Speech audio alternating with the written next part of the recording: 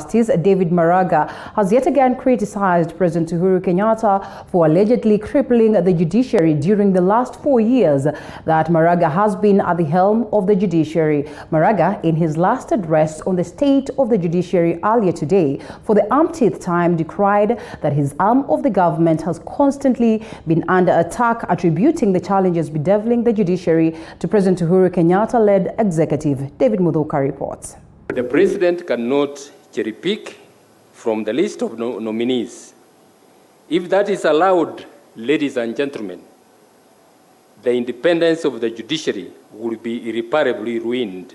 You might have heard that before, and yes, for the umpteenth time, Chief Justice David Maraga unleashed another scathing attack at President Uhuru Kenyatta for allegedly interfering and crippling the judiciary. The tiff between the head of state and the head of the judiciary has been simmering publicly for years, and it was no surprise that it took center stage again on Friday as Maraga delivered his last State of the Judiciary address as CJ ahead of his retirement early next year. In his address, Maraga reiterated that the rain began to beat the judiciary soon after the 69-year-old judge nullified Kenyatta's bid to extend his presidency in the 2017 presidential elections. It is on record that the president threatened to revisit, and the following financial year, we saw a reduction of the development vote of the judiciary budget from 2.1 billion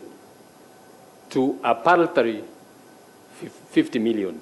It is a relationship that, according to Maraga, has transitioned from bad to worse. And just as it is when two bulls fight, the grass has gradually suffered. The judiciary remained substantially at the call and the beck of the executive arm of government. If Maraga's sentiments are anything to go by, the piling of cases within the walls of justice has been a crisis primarily caused by Kenyatta's refusal to confirm the appointment of 41 judges to the appellate court as recommended by the Judicial Service Commission. This failure to appoint the 41 judges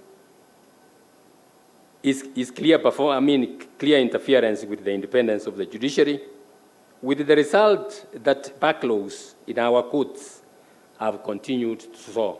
The insufficiency of judges has not been the only challenge that Maraga has attributed to President Kenyatta. He has further alleged that deliberate slashed judiciary fundings, coupled with lack of goodwill from the executive and the legislature, have been the president's doing. I continue to urge the president to appoint those judges without any further delay. And with Maraga's retirement that is due in January approaching thick and fast, could his rocky relationship with Kenyatta go down in history as one of the most jittery existences between a Kenyan president and the president of the Supreme Court? To our president, wherever you are, it is clear there is a difference of opinion between me and you.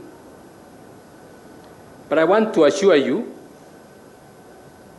and the entire nation that I have nothing personal against you. David Maraga, TV47, Nairobi. Same note, Chief